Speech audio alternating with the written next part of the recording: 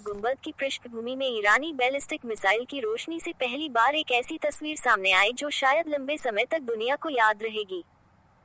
Iran का वह missile और ड्रोन हमला इसराइल की उस प्रसिद्ध रक्षा प्रणाली से काफी हद तक बचने में कामयाब रहा जिसे आयरन डोम कहा जाता है। ईरान से दागी गई बैलिस्टिक मिसाइल और ड्रोन एक इस्राएली हवाई पट्टी समेत देश की विभिन्न जगहों पर जा गिरी। लगभग 6 महीने बाद 1 अक्टूबर 2024 की रात उस हमले को एक बार फिर दोहराया गया और इस बार पहले की तुलना में ईरानी रिवॉल्यूशनरी गार्ड्स ने बड़ी संख्या में मिसाइलें दागी और पहले से अधिक इस्राएली लक्ष्यों को निशाना बनाया गया।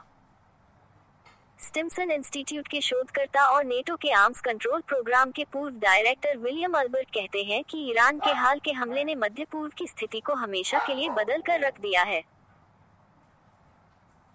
ध्यान रहे कि यह हमला जिस ईरानी मिसाइल प्रोग्राम से मुमकिन हुआ है वह कई दशकों से हैरान करने वाली रफ्तार से आगे बढ़ता रहा है और ईरानी सरकार को इस प्रोग्राम पर इस हद तक भरोसा है कि इन मिसाइलों के लक्ष्यों को निशाना बनाने की क्षमता की वजह से उनके लिए पॉइंटर शब्द का इस्तेमाल किया जाता है।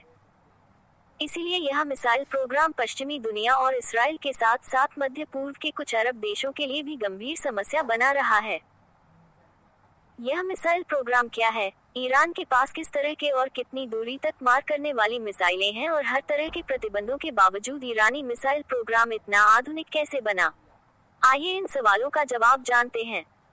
ईरान के सर्वोच्च नेता आयतुल्लाह अली खामेनेई ने कहा कि जिस मिसाइल प्रोग्राम से पश्चिम परेशान है वह सब प्रतिबंधों के दौरान तैयार हुआ। अमेरिकी संस्था पीस इंस्टीट्यूट के अनुसार मध्य पूर्व में ईरान के पास सबसे बड़ा और विविध बैलिस्टिक मिसाइलों का भंडार मौजूद है।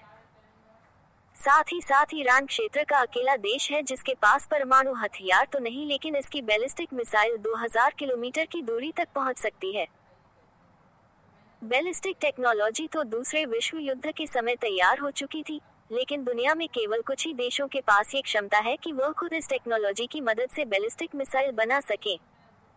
ईरान ने पिछले 2 दशकों के दौरान सख्त अंतर्राष्ट्रीय प्रतिबंधों के बावजूद ये टेक्नोलॉजी हासिल की और बैलिस्टिक मिसाइल तैयार भी की। ईरान के सर्वोच्च नेता अली खामेनेई ने हाल ही में एक संबोधन में कहा था कि जिस सैनिक और मिसाइल प्रोग्राम से पश्चिम परेशान है वह सब प्रतिबंधों के दौरान तैयार हुआ। सन 2006 में संयुक्त राष्ट्र की सुरक्षा परिषद ने एक प्रस्ताव पास किया जिसके तहत किसी भी तरह के परमाणु हथियार या सामग्री ईरान को बेचने पर पाबंदी लगा दी गई थी। इसमें ऐसा सामान भी शामिल था जिसे किसी और मकसद के साथ साथ सैन्य उद्देश्यों के लिए भी इस्तेमाल किया जा सकता है। 3 ही महीने बाद संयुक्त राष्ट्र की सुरक्षा परिषद ने एक और प्रस्ताव में ईरान से पारंपरिक हथियारों की लेनदेन पर भी मुकम्मल पाबंदी लगा दी जिसमें मिलिट्री टेक्नोलॉजी भी शामिल थी। इस प्रस्ताव के तहत लगने वाले प्रतिबंधों के दायरे में ईरान का परमाणु कार्यक्रम के साथ साथ बैलिस्टिक मिसाइल प्रोग्राम भी आया।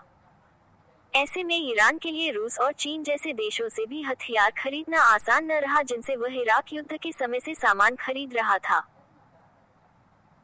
बैलिस्टिक मिसाइल न्यूक्लियर वारहेड ले जाने की क्षमता रखती है और पश्चिमी देशों के अनुसार चूंकि ईरान ने बैलिस्टिक टेक्नोलॉजी हासिल कर ली है, इसलिए वह परमाणु ऊर्जा हासिल करने और परमाणु हथियार बनाने के लिए जरूरी हद तक यूरेनियम को संवर्धित करने की कोई कोशिश छोड़ेगा नहीं। जुलाई 2015 में ईरान और 6 विश्व शक्तियों के बीच संयुक्त व्यापक प्लान ऑफ एक्शन समझौता के अंत और प्रस्ताव 2231 की मंजूरी के बाद ईरान के खिलाफ संयुक्त राष्ट्र की सुरक्षा परिषद की सभी पाबंदियां हटा दी गईं।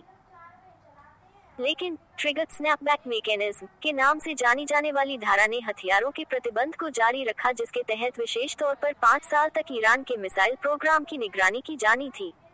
ये ईरान पर दबाव डालने और इसके मिसाइल प्रोग्राम को कंट्रोल करने का एक उपाय था। लेकिन ईरान ने अपना मिसाइल